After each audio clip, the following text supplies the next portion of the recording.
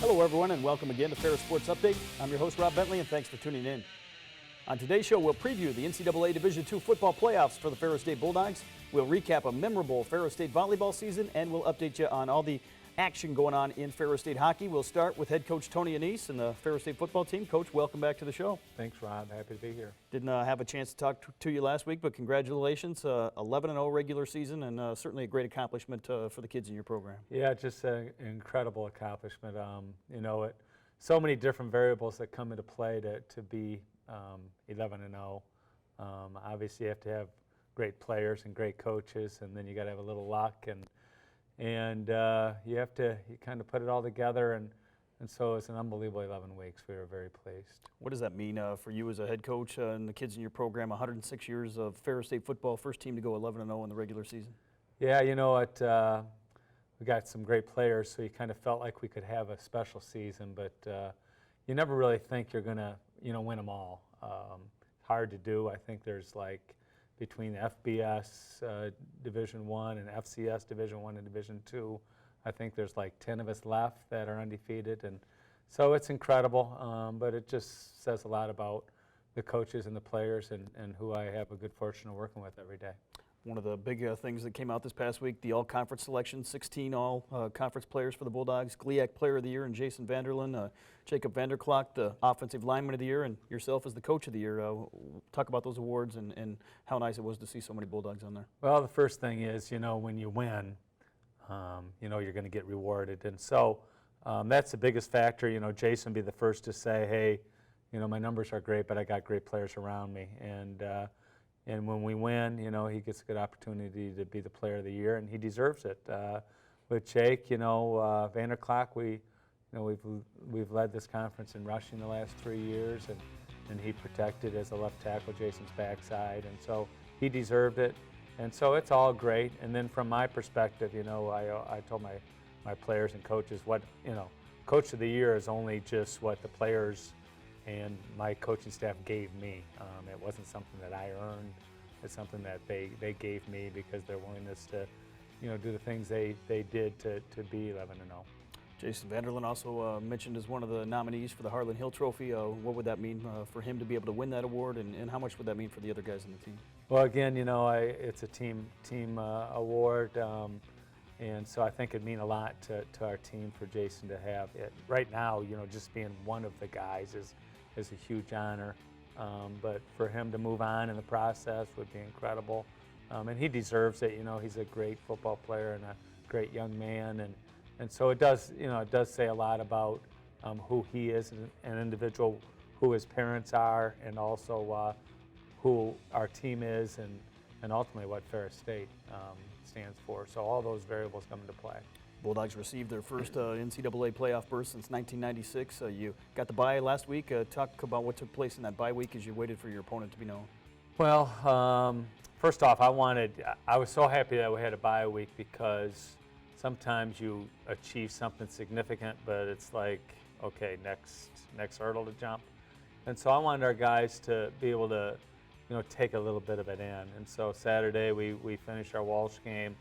Sunday we had our banquet. We celebrated 11-0. We celebrated GLIAC championship outright.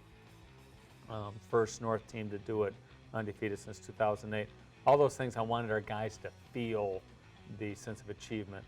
And I told them, we practiced on Wednesday and Thursday, and I told them, come to the practice field. Actually, it was indoors, but come to practice with the feeling that you're a champion. Don't look forward to the playoff game yet. We'll worry about that on Sunday, which we did start yesterday on that. But I wanted them to feel last week the great feeling of being a champion.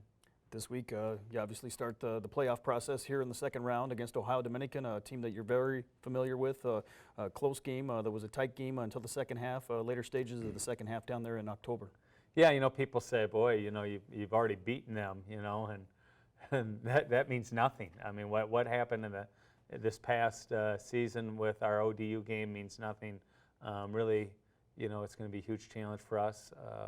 The truth is they've lost one regular season game in 2 years, and that was our game with them. So they've been an unbelievable program. They won the outright championship last year. They were undefeated last year. And Coach Conley's done a great job. They got great players. So it's going to be huge, huge, monumental task. And we did play really well down there, in October, but we're going to have to duplicate and maybe even be better in order to beat them this time. Saturday at Top Taggart Field, a noon kickoff. Talk about what it takes for the Bulldogs to pull out the win here in the second round. Well, I think after the Michigan Tech game, when we were one game up going into our last 3 games, I thought we played a little tighter. So the first thing is I told our guys, listen, we're 11-0 and that's forever. That'll never be taken from you. Now this is a whole new season, so it's just basically playoff games, survive in advance, lose, done. And so I want them to kind of think, okay, we've already achieved some things. Now let's be relaxed and play the way we're capable of playing. So that includes, not giving up the big play on defense, making, the big plays on special teams, which we've done in certain times, and also offensively being a little bit more, ball secure, savvy, and things that we were really good at.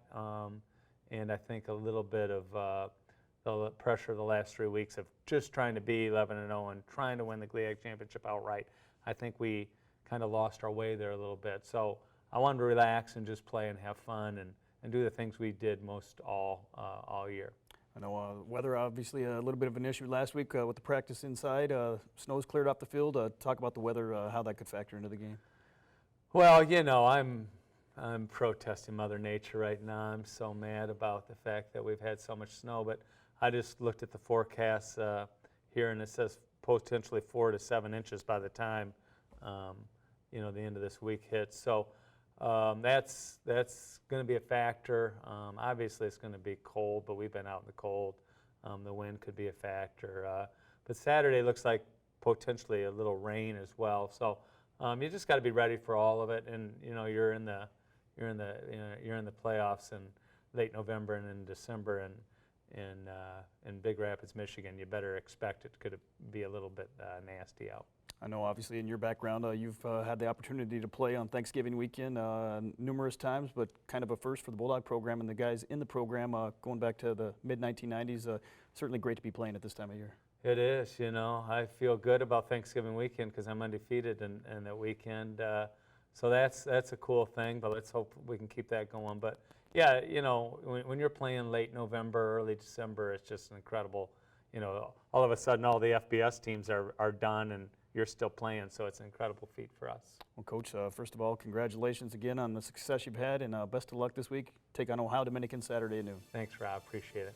We'll be back with more Ferris Sports Update right after this.